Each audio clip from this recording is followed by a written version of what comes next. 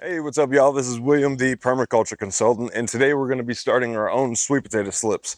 Now, if you've ever purchased them at the store before or tried to order them or anything like that, you realize that they usually come about a month late.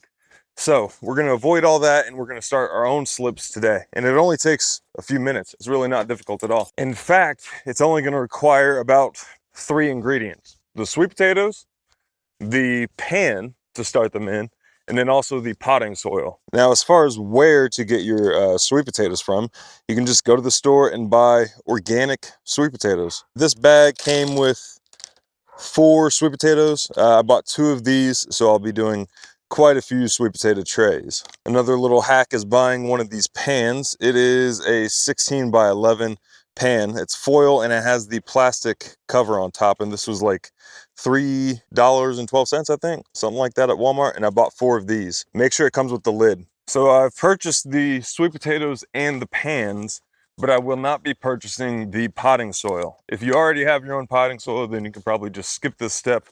But I'm going to be harvesting basically my own potting soil. It's going to be better, and it's well, it's definitely better than anything bagged that I can buy. And it's actually has soil biology in it. The stuff you buy in a bag is usually just organic material with a nematode spray done to it right before packaging. So we've tested it before a bunch, and like all of them. We also tested some of the like locally made stuff, some of the smaller time stuff, and it's all dead, y'all. To harvest my potting soil, all I'm doing is taking this little handy cultivator right here, half cultivator, half hoe.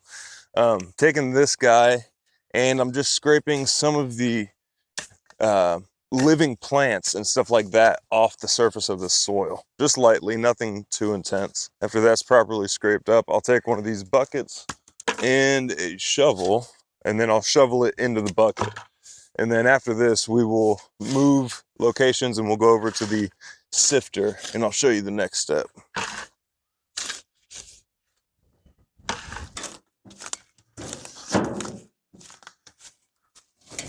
Now this screen right here is 1/2 inch mesh. Anything smaller than that, then it kind of filters out too much. Anything bigger, it leaves pretty big stuff in there. And I'm just gonna do a little bit at a time. And all I'm doing right here is just getting really the big plants out. Stuff like this. I'm just getting that stuff out. And what's left is going to be my potting soil.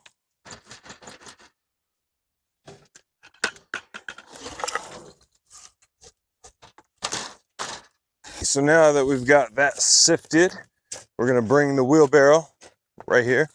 We're gonna bring it on over to the pans. This is where a camera person would come in handy. So we've got our soil, we've got our sweet potatoes, and we've got our pans. So these pans, I'm just gonna pull off all the paper advertisement. I'm gonna go ahead and open up these sweet potato bags. And that one I've got 4 of them. And that one I've got 4 of them.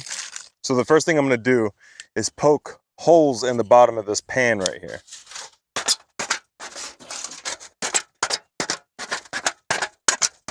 Doesn't have to be anything fancy. It's literally just that. Poked a bunch of holes in there. And now I'm going to line the bottom of it with soil.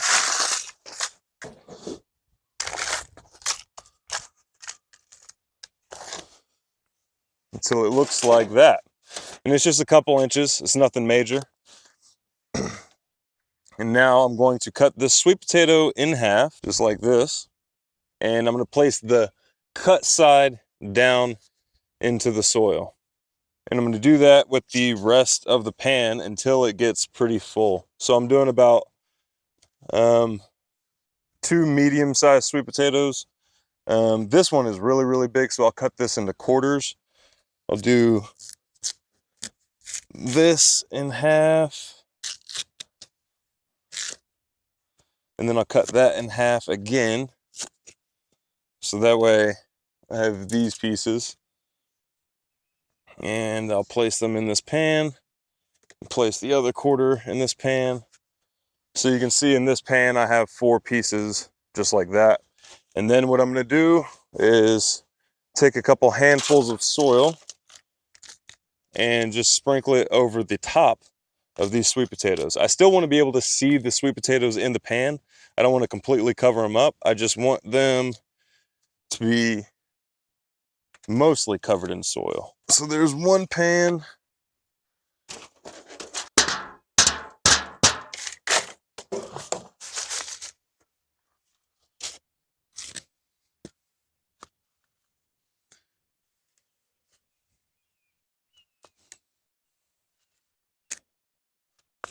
All right, now that they're planted and mostly covered, I'm going to go ahead and water them.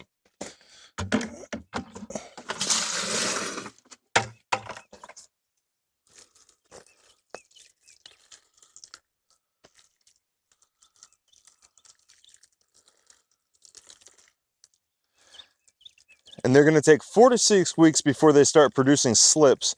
And when they do start producing slips, then you're just going to twist it off at the point of contact with the sweet potato. And the entire time, you want to make sure that these guys stay nice and moist. You don't want them too wet or else they start rotting. And then you're just not going to have good slips to use because they are decomposing. Of those 4 pans I used, I only used 3 of the 4 that I had. And now after these are completely saturated, I'm going to put this little cover over them just to keep the humidity in there. And these will go outside whenever, you know, the weather's permissible. And if it starts getting really, really cold or just colder than what it is right now it's like high of 68 or something like that today. Once it gets warmer than that, or colder than that, then I'll start bringing them back inside. But yeah, 4 to 6 weeks, these guys will start producing slips. I'll pull the slips off, and whenever I have enough, I'll go ahead and put them in water, let them root, and then get them planted. And this just ensures that I have better quality slips. They're, you know, they're fresh off the sweet potato instead of off the sweet potato and then packaged and then sitting on the shelf for who even knows how long. This just ensures a better viability. Whenever I do get them planted, I'll have better sweet potatoes, and I'll be able to plant them on time. So that way I'm not battling frost at the end of the season, and I'm not, you know, fighting the summer.